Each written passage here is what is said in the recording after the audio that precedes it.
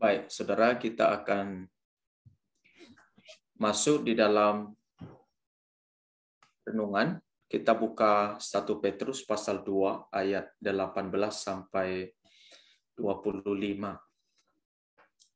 1 Petrus pasal 2 ayat 18 sampai yang ke-25. Ini lanjutan eksposisi yang kita sudah lakukan ya dari pasal pertama. Saya akan bacakan buat kita ya. Hai kamu hamba-hamba, tunduklah dengan penuh ketakutan kepada Tuhanmu, bukan saja kepada yang baik dan peramah, tapi juga kepada yang bengis. Sebab adalah kasih karunia jika seorang karena sadar akan kehendak Allah, menanggung penderitaan yang tidak harus ia tanggung. Sebab dapatkah disebut pujian jika kamu menderita pukulan karena kamu berbuat dosa? Tapi jika kamu berbuat baik dan karena itu kamu harus menderita, maka itu adalah kasih karunia pada Allah.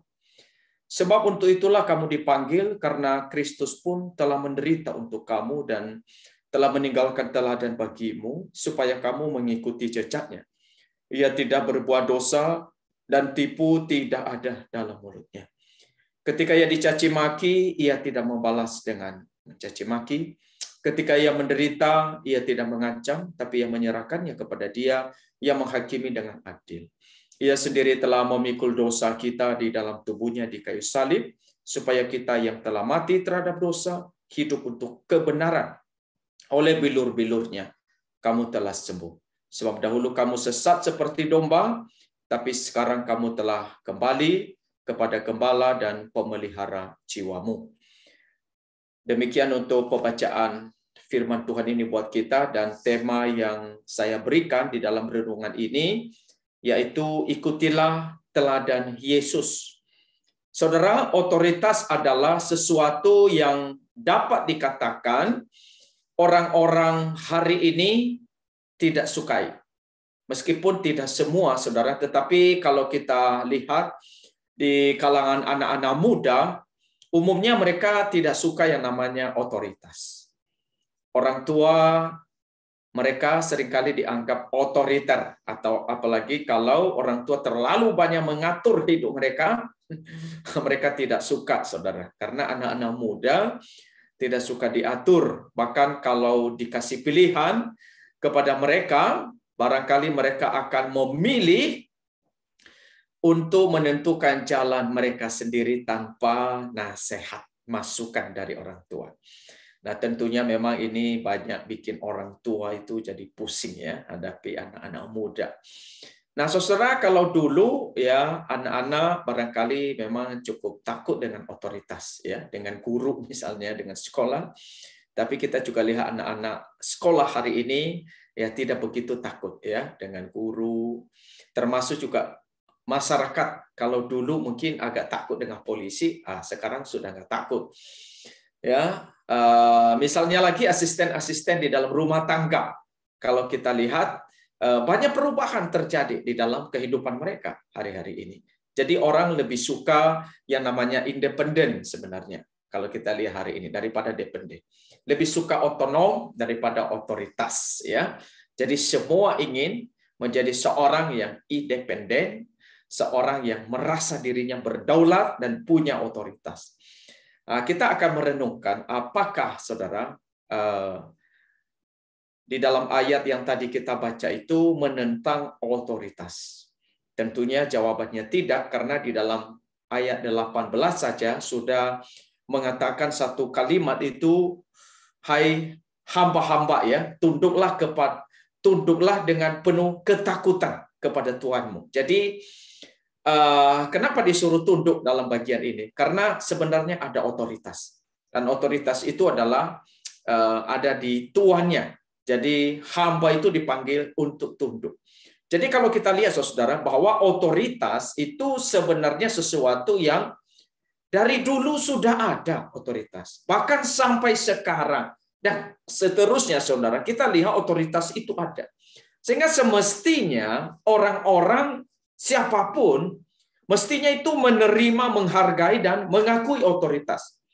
Karena otoritas sendiri adalah sesuatu yang memang sebenarnya Tuhan yang taruh di dalam dunia ini.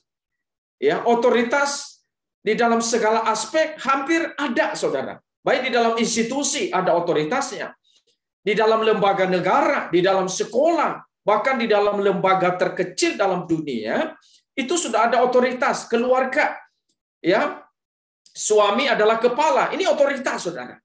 Ya, kalau ordo ini misalnya dibalik, maka relasi antar keluarga itu bisa terganggu. Misalnya anak yang jadi kepala. Nah, ini akan terbalik, saudara-saudara.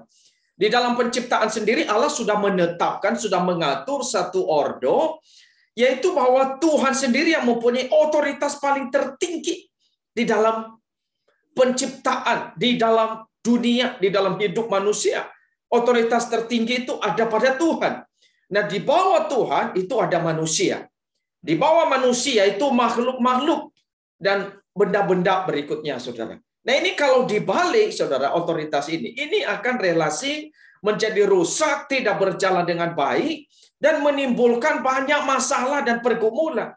Dan kalau kita lihat ketika mengamati dunia ini, seringkali kerusakan itu terjadi karena ada pembalikan di dalam relasi ini. Manusia seringkali justru membalik, bukan Tuhan yang ditempatkan sebagai otoritas tertinggi, tetapi misalnya makhluk lain, saudara, atau benda, saudara. Ya, ada orang menempatkan, misalnya barangkali benda, mungkin HP-nya sebagai otoritas tertinggi di dalam kehidupannya.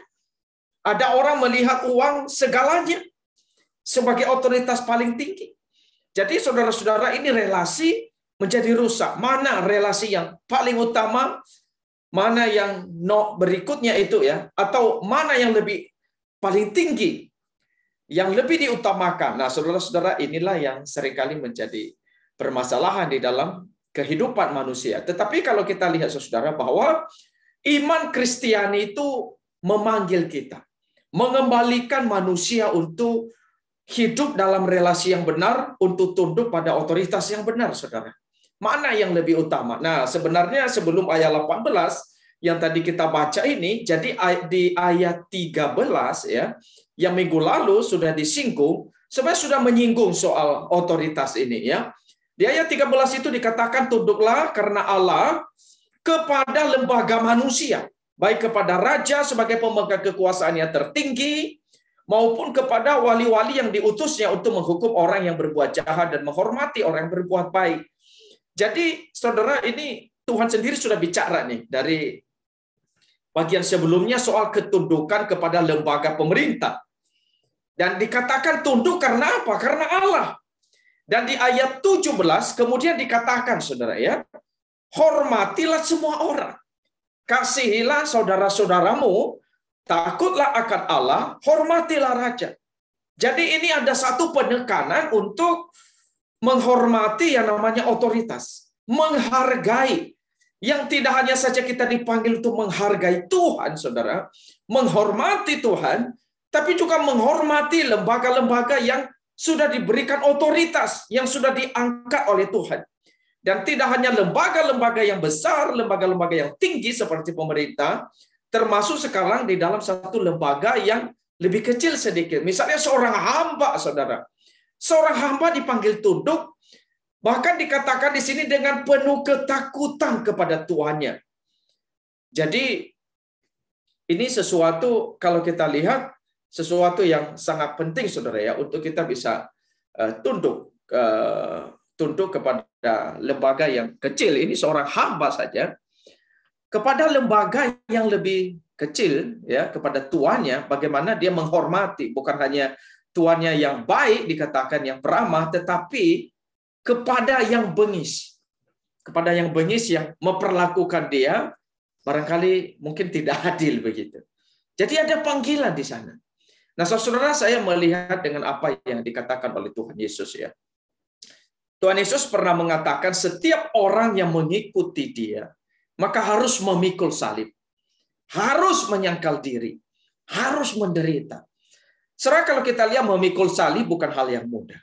Sebenarnya memikul salib ini orang Kristen itu dipanggil untuk memikul, menerima satu tanggungan untuk mengalami sebuah perasaan, sebuah pengalaman yang sulit sebenarnya. Jadi di dalam mengikuti kehendak Tuhan ini, boleh dikatakan sangat-sangat besar kemungkinan untuk kita mengalami penderitaan. Bisa dikatakan penderitaan yang berat. Bisa sesuatu yang tidak mudah. Tetapi kalau kita lihat di dalam ayat yang di dalam pasal sebelumnya, sebenarnya di dalam ayat yang ke-12, firman Tuhan itu mengatakan, milikilah cara hidup yang baik di tengah bangsa-bangsa bukan Yahudi. Karena memang, saudara, kita itu dipanggil untuk melakukan satu kehidupan yang baik, untuk berbuat baik. Sehingga kalau kita lihat di dalam kita berbuat baik, di dalam kita melakukan kehendak Allah, di dalam kita mengikut Tuhan, mengikut Kristus, memikul salib, sudah pasti ada kesulitannya, ada tantangannya. Kita bisa diperhadapkan dengan penderitaan, dengan kesulitan. Karena ketaatan kita pasti mungkin mengalami penderitaan-penderitaan tertentu. Tetapi di dalam ayat ke-19, saudara, dikatakan sebab adalah kasih karunia. Jika seorang karena sadar akan kehendak Allah, menanggung penderitaan yang tidak harus ia tanggung. Adalah kasih karunia. Kalau memang kita sedang berbuat baik, kalau memang kita sedang tunduk dalam posisi kita, mungkin sebagai seorang hamba sedang menerima ketidakadilan, tetapi adalah satu karunia Allah. Jikalau kita bisa menanggung penderitaan itu, karena apa? Sedang melakukan kehendak Allah. Nah, saya merenungkan begini, saudara, ya, apa artinya seseorang dia sedang berjalan di jalan yang mulus, yang tanpa hambatan, sebuah jalan yang barangkali seperti padang rumput yang hijau, tetapi dia tidak sedang berjalan di dalam kehendak Allah. Nah, itu apa artinya, saudara? Hidupnya begitu nyaman, hidupnya begitu enak, tetapi tidak sedang berjalan di dalam kehendak Allah. Tetapi, saudara, meskipun seseorang barangkali sedang melewati sebuah jalan yang penuh dengan lembah kekelaman, tetapi dia sedang berjalan di dalam kehendak Allah, maka saya yakin sekali ini adalah satu jalan yang penuh berkat, karena dia pasti akan mengalami penyertaan Tuhan. Karena dia sedang berjalan di dalam kehendak Tuhan. Nah, saudara-saudara, kalau kita lihat di dalam dunia yang sedang kita hadapi hari ini, kita amati, kita lihat, tentunya dunia ini lebih memilih jalan yang luas, seperti yang dikatakan oleh Tuhan Yesus. Bukan jalan yang sempit, bukan jalan yang sulit, tapi sebuah jalan yang tanpa salib, tanpa penderitaan, tanpa kesulitan. Tetapi firman Tuhan mengatakan, ya, di dalam ayat yang ke-20 tadi yang kita baca itu, dapatkah disebut pujian jika kamu menderita pukulan karena kamu berbuat dosa? Tetapi jika kamu berbuat baik dan karena itu kamu harus menderita, maka itu adalah kasih karunia pada Allah. Jadi apa artinya seseorang istilahnya mendapatkan satu kehidupan yang barangkali begitu nyaman, tanpa salib, tetapi itu sebuah jalan di dalam dosa. Tetapi jikalau dia menderita karena sebuah ketaatan kepada Tuhan, itu sebuah kasih karunia dari Tuhan, saudara. Jadi saya mencoba memberikan sebuah kesimpulan, saudara, yaitu bahwa sebenarnya kehendak Allah ini menjadi sebuah prinsip yang harus kita lakukan di dalam kehidupan kita. Meskipun mungkin jalan yang sedang kita jalani bukan jalan yang baik, bukan jalan yang sedang nyaman, saudara. Nah, saya lihat kehendak Tuhan ini sesuatu yang perlu kita perjuangkan di tengah dunia ini. Bagaimana seorang hamba bisa melakukan kehendak Allah di dalam pekerjaannya sebagai seorang hamba. Bagaimana seorang dokter, seorang pengacara, seorang guru, seorang bisnismen dapat melakukan kehendak Allah di dalam panggilan dia di hadapan Tuhan. Dengan segala profesi masing-masing, setiap kita sebagai hamba Tuhan, sebagai pelayan Tuhan, bagaimana kita bisa melakukan kehendak Allah di dalam kehidupan kita, di dalam pelayanan kita. Nah, saudara, kalau kita lihat di dalam seminar yang Senin lalu, ya, dibawakan oleh Pak Yakub Trihandoko itu, dia menyinggung soal gereja, soal orang Kristen, saudara. Nah, saya menangkap satu hal, dia berkata bahwa panggilan gereja di dalam dunia ini adalah harus mengkritisi zaman, harus menangisi zaman ini. Bahkan harus mengarahkan zaman ini, saudara. Jadi mengkritisi zaman maksudnya bahwa memang mengoreksi zaman ini yang sebenarnya seringkali zaman ini tidak mau tunduk kepada Tuhan. Tidak mau berjalan di dalam kehendak Tuhan. Dan panggilan gereja berdiri di tengah-tengah zaman ini, saudara, untuk boleh mengarahkan zaman ini untuk hidup benar. Untuk mereka boleh kembali kepada Tuhan. Menangisi zaman ini, memberi arah kepada zaman ini. Dan saya kira, saudara, ini adalah panggilan kita. Sebagai orang-orang Kristen, kita tidak hanya saja dipanggil untuk berdiri dengan benar di hadapan Tuhan. Tapi juga sebuah panggilan kita bagaimana kita menjadi orang-orang yang berdiri di hadapan dunia ini. Sehingga kita juga bisa dilihat sebagai orang yang melakukan kehendak Tuhan. Karena ini memang panggilan kita.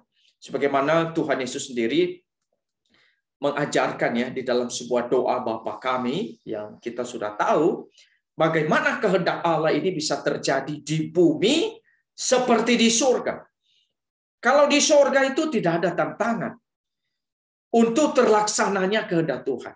Tetapi di bumi ini tantangannya ada, saudara. Karena ketidaktaatan kita. Karena keberdosaan kita. Nah, ini yang seringkali menjadi tantangan kehendak Tuhan. Kitanya bukannya tidak tahu sebenarnya apa yang menjadi kehendak Tuhan. Tapi seringkali, saudara, karena keberdosaan, karena kelemahan, karena kita mengeraskan hati sehingga kehendak Tuhan itu tidak terlaksana di dalam bumi ini. Tetapi, saudara, kita boleh belajar dari Tuhan kita, Tuhan Yesus. Di mana Tuhan Yesus sendiri menjadi contoh yang agung, yang sempurna bagi kita, anak-anak Tuhan. Di dalam ayat yang ke-21 itu dikatakan, sebab untuk itulah kamu dipanggil. Ya, dipanggil untuk apa, saudara? Untuk melakukan kehendak Allah. Kita dipanggil untuk menyenangkan hati Tuhan. Kita dipanggil untuk berbuat baik, untuk berbeda dengan dunia ini. Sebagaimana dari awal-awal, dari pasal awal sebelumnya itu, Petrus itu sudah membicarakan sebagai orang yang sudah lahir baru. Sebagai orang yang sudah diselamatkan oleh Tuhan, maka panggilannya itu adalah berbuat baik. Panggilannya itu adalah untuk melakukan apa yang diinginkan oleh Tuhan dengan segala profesi kita. Nah, saudara-saudara, dalam ayat 21 ini dikatakan, untuk itulah kamu dipanggil.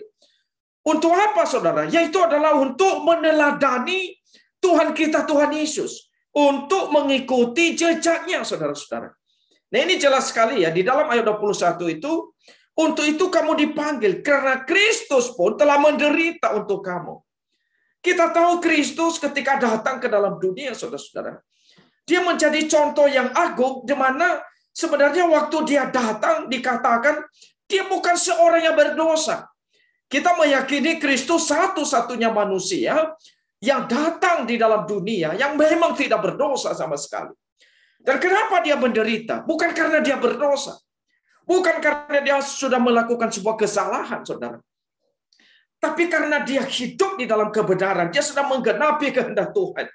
Dan dia rela menderita, saudara. Dan meskipun dia menderita, diperlakukan tidak adil, diperlakukan sangat-sangat tidak benar. Kita ketika merenungkan tentang penderitaan Kristus, bagaimana dia ditolak, tidak diterima oleh milik kepunyaannya, bagaimana ketika dia difitnah, disalib, bahkan diperlakukan semena-mena, bahkan sampai dibunuh, dianggap sebagai penjahat yang kelas kakap begitu. Bahkan disalibkan, dipaku, seolah-olah ini penjahat yang luar biasa. Tetapi saudara, kita lihat Kristus rela menderita. Bukan karena kejahatannya, saudara. Di dalam ayat 22 sebenarnya dikatakan ia tidak berbuat dosa. Ia tidak melakukan kejahatan. Bahkan tipu tidak ada di dalam mulutnya. Sungguh luar biasa Kristus ini, saudara. Tapi dia menderita bukan karena dosanya. Dan di dalam ayat 23, saudara, sama 24, bagaimana teladan diberikannya kepada kita ketika ia dicaci maki. Ia tidak membalas dengan mencaci maki. Ketika dia menderita, ia tidak mengancam. Ini sebuah teladan yang sangat agung. Maka tidak heran kalau kemudian dikatakan di sini, ya, kita dipanggil untuk mengikuti jejaknya, saudara, untuk mengikuti teladannya, karena memang Kristus seumur hidupnya itu betul-betul menjadi contoh dan teladan yang paling agung bagi anak-anak Tuhan. Di mana Kristus sendiri pernah mengatakan di dalam Yohanes 4 ayat 34, makananku ialah melakukan kehendak Dia yang mengutus aku dan menyelesaikan pekerjaannya. Jadi kalau kita lihat Kristus, makanannya itu melakukan kehendak Tuhan, hanya melakukan kehendak Tuhan. Sebenarnya kalau kita lihat Kristus tahu kenapa Dia mau datang ke dalam dunia. Karena Kristus datang untuk mau mati, saudara. Itu mau menderita. Tapi Dia tidak mementingkan dirinya sendiri. Dia juga tidak mau berjalan menurut keinginannya. Tapi Dia hanya mau berjalan menurut apa yang diinginkan oleh Bapa. Nah, saudara, di dalam Yohanes 17 ayat 4 itu ya, Dia mengatakan begini. Aku telah mempermuliakan engkau di bumi. Mempermuliakan Allah Bapa. Dengan jalan apa, saudara? Dengan jalan menyelesaikan pekerjaan yang Bapa berikan kepadanya untuk Dia lakukan. Ini sesuatu yang luar biasa. Artinya Dia sudah final, sudah menyelesaikan. Dia bisa menyelesaikan dengan sangat baik. Apa yang Dia selesaikan? Yaitu menggenapi seluruh kehendak Allah. Ketika Dia hidup selama 33,5 tahun, Dia melakukan sepenuhnya apa yang menjadi kehendak Allah. Jadi kita lihat ini satu teladan yang agung, teladan yang luar biasa yang diberikan oleh Kristus kepada umat manusia. Dan teladan yang agung, teladan yang luar biasa ini, kita dipanggil mengikuti teladan ini. Saudara, di dalam ayat 21 tadi, itu dikatakan, untuk itulah kamu dipanggil, karena Kristus telah menderita untuk kamu, dan telah meninggalkan teladan, supaya kamu mengikuti jejaknya. Kalimat ini kalimat yang luar biasa. Panggilan kita mengikuti jejak Kristus, mengikuti teladan. Tidak ada teladan yang paling agung selain Kristus, dan tidak ada manusia yang sempurna, tidak ada yang paling sempurna kecuali Kristus. Dan seluruh yang kita butuhkan, Kristus telah meneladankan untuk kita. Jadi saudara, meneladani tentunya ini satu kalimat atau satu bagian seperti kita menyalin huruf, saudara ya, seperti huruf cetak. Ya, huruf cetak itu kalau kita lihat itu dicetak seperti cetakannya begitu. Ya, ini percetakan misalnya koin-koin begitu, saudara ya, itu kan ada percetakannya ya, sehingga bisa mencetak koin. Huruf juga ya. Jadi mengikuti jejak atau teladan itu kira-kira modelnya begitu, saudara.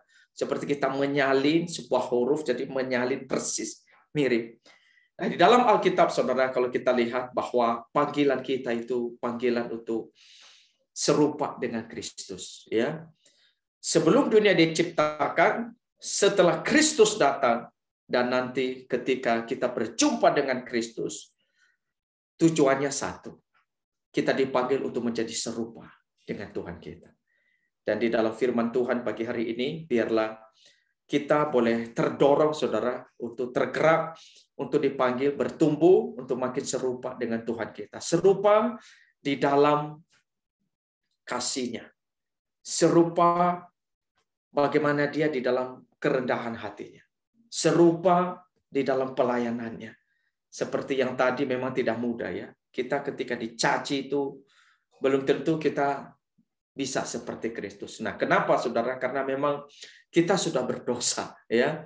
Manusia duniawi kita jauh lebih berbicara seringkali daripada kita lebih melakukan kehendak Tuhan. Tapi pagi hari ini kita diingatkan, saudara ya, dengan eksposisi daripada firman Tuhan ini yang sangat luar biasa. Kita dipanggil dan diingatkan karena memang kita itu hidup, dipanggil untuk hidup di dalam kebenaran. Ya, di dalam ayat 24 itu dikatakan Ia sendiri telah memikul dosa kita di dalam tubuhnya di kayu salib, supaya kita yang telah mati terhadap dosa, ya, yang mati terhadap dosa, hidup untuk kebenaran. Jadi saudara, ini merupakan satu hal yang mau menyatakan, meskipun memang sebelum mengenal Kristus kita orang berdosa, tapi setelah kita di dalam Kristus, kita orang yang sudah semestinya ya belajar untuk mati terhadap dosa. mati terhadap dosa, dan kita hidup untuk kebenaran.